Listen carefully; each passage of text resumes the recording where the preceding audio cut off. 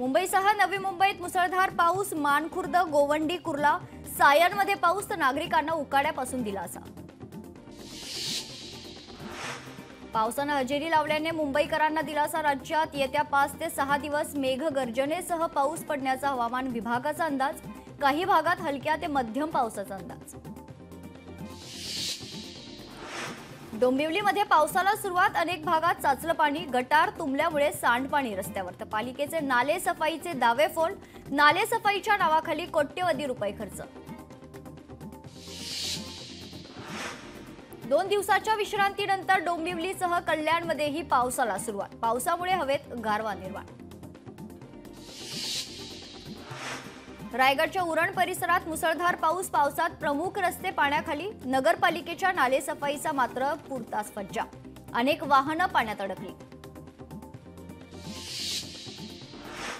वसई विरारमध्ये जोरदार पावसाला सुरुवात, सकाळपासून परिसरात ढगाळ वातावरण।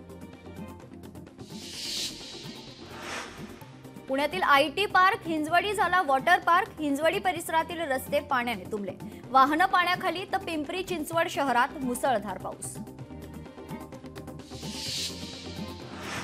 सांगलीत मान्सूनपूर्व पावसाची हजेरी, पावसामुळे सांगलीतील जनजीवन विस्कळीत, सांगलीकरांना उकाड्यापासून दिलासा। पैठणच्या पाचोडमध्ये मुसळधार पाऊस, जोरदार पावसामुळे बळीराजा सुखावलाय तर नागरिकांना उकाड्यापासून काहीसा दिलासा। साताऱ्यात पावसाची जोरदार हजेरी, वाई तालुक्यात ढगफुटी सदृश्य पावसाची नोंद, पावसामुळे जिल्ह्यातील अनेक भाग जलमय।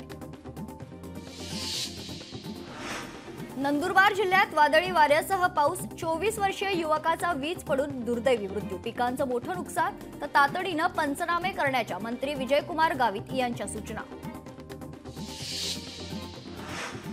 सिंधुदुर्गच्या निसर्गरम्य आंबोली धबधब्यावर पर्यटकांची मोठी गर्दी, शनिवार असल्याने पर्यटक मोठ्या संख्येने आंबोलीत दाखल, तर धबधब्यावर पर्यटक लुटतायत मनसोक्त आनंद।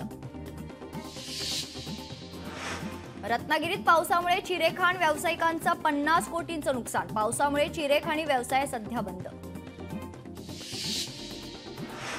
रायगडमध्ये पावसाची जोरदार हजेरी, 8 दिवसांच्या विश्रांतीनंतर पावसाची दमदार हजेरी, उकाड्यानं हैराण झालेल्या नागरिकांना दिलासा। आसामच्या मोरीगाव जिल्ह्यातील पूर परिस्थितीत हळूहळू सुधारणा, मात्र 64 गावं अजूनही पुरामुळे बाधित।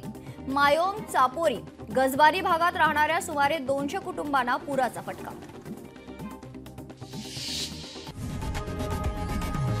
लोकशाही मराठी ऐका, पहा, जागरूक रहा।